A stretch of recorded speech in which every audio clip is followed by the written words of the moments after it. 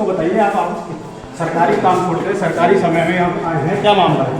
Azad Samaj party हर स्तर पर पैरवी करती है। जब मुस्लिमों का नाम आता है तो वो उधर ध्यान नहीं दी। ये नेटवर्क विधायक है, वो दोबारा से अपना चौथी बार विधायक बनने का प्रयास करना चाह रहे हैं। आजाद समाज पार्टी के द्वारा धामपुर में प्रस्तावित धरना प्रदर्शन से पहले ही पुलिस प्रशासन हरकत में आ गया। सांसद चंद्रशेखर के प्रतिनिधि विवेक सेन को उनके आवास पर ही रोके जाने की कार्रवाई की गई। नजरबंद के दौरान विवेक सेन ने न्यूज टाइम्स लाइव से सीधे बातचीत कर अपना पक्ष रखा। क्या है पूरा मामला और आगे क्या होने वाला है, देखिए हमारी खास ग्राउंड रिपोर्ट। कोतवाल तहसील प्रशासन विवेक सेन को नजरबंद करने के लिए उनके आवास पर पहुंच चुका है। विवेक जी, आज जो आपके घर पर पुलिस प्रशासन और तहसील वाले जो आए हैं, ये क्या मामला है? दरअसल 4 तारीख में हम लोगों ने धामपुर तहसील के अंदर नेटौर विधानसभा के अंतर्गत फॉर्म 7 की भारी संख्या में पकड़ की थी, जिसमें लगभग 50,000 फॉर्म अनुमानित हम लोगों ने लगाए थे, जो ब्लैंक आपत्तिकर्ताओं के नाम से भरे हुए थे, जिसमें अभी जिनके वोट कटने थे उनके नाम सम्मिलित नहीं थे। तो प्रशासन ने हमसे 2 दिन का समय दिया था कि 2 दिन के अंदर आप जो है इस कार्रवाई से संतुष्ट होंगे हमारे, हम ऐसा कार्रवाई करके देंगे।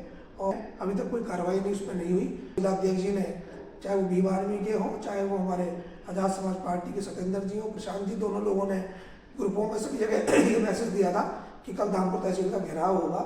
उसी के संबंध में ये लोग आज घर पे आए हैं और ये इस बात के लिए कह रहे हैं कि अभी आप हमें 1 हफ्ते का और समय दीजिए। पहले 2 दिन और 1 सप्ताह का समय आखिर प्रशासन के द्वारा क्यों मांगा जा रहा है, जबकि जो सूत्र बताते हैं कि जो तहसील का सीसीटीवी कैमरा में जो सामने आया है उसमें करीब 4 लोग संदिग्ध प्रतीत होना सामने आया है। क्या इस मामले में जानकारी है? हाँ, ये मतलब ऑथेंटिक तो नहीं है, लेकिन जो बात चल रही है, चर्चा है, वो यही है। कहीं ना कहीं ये भी जो है वर्तमान सरकार के और इनके नेताओं के दबाव में है, जिस कारण ये इसमें कार्रवाई करने में अभी तक विफल है। सूत्रों का कहना है कि जो 3 फरवरी को जो तहसील में गाड़ी पहुंची थी उसमें एक सत्ता पार्टी का झंडा लगा हुआ था। क्या आपके बारे में इस बारे में कोई जांच की गई या प्रशासनिक अधिकारियों के द्वारा कोई जानकारी आपको दी गई?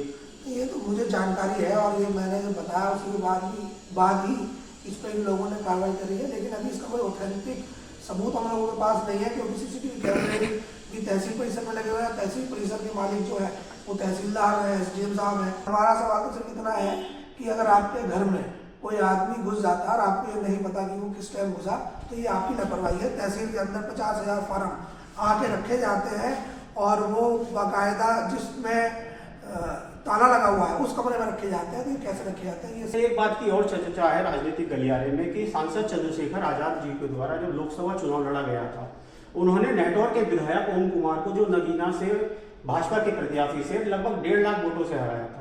अब विधानसभा चुनाव का बिगुल बजने जा रहा है। कहीं ऐसा तो नहीं कि जो नेटौर विधायक है वो दोबारा से अपना चौथी बार विधायक बनने का प्रयास करना चाह रहे हैं, मैदान में उतरने के लिए वो आतुर हैं? भाजपा से जुड़े लोगों को आप कहाँ आते हैं? बिल्कुल ये सच्चाई है और सरकार की यही मंशा है कि जितने वोट से आजाद समाज पार्टी के राष्ट्रीय अध्यक्ष, हमारे नेता और नगीना के लोकप्रिय सांसद चंद्रशेखर आजाद जी जीते हैं, उतने वोट का गैप 30-40 हज़ार वोट कटवा के उस गैप को पूरा कराया जा सके, ताकि आने वाले समय में भाजपा को जबरन इस सीट पर काबिज करा जा सके। ये इस बात की पूरी सुकुहाट भी है और ये सच्चाई भी है। अच्छा, एक मामला और 2 दिन से चल रहा है धामपुर का है टीचर्स कॉलोनी।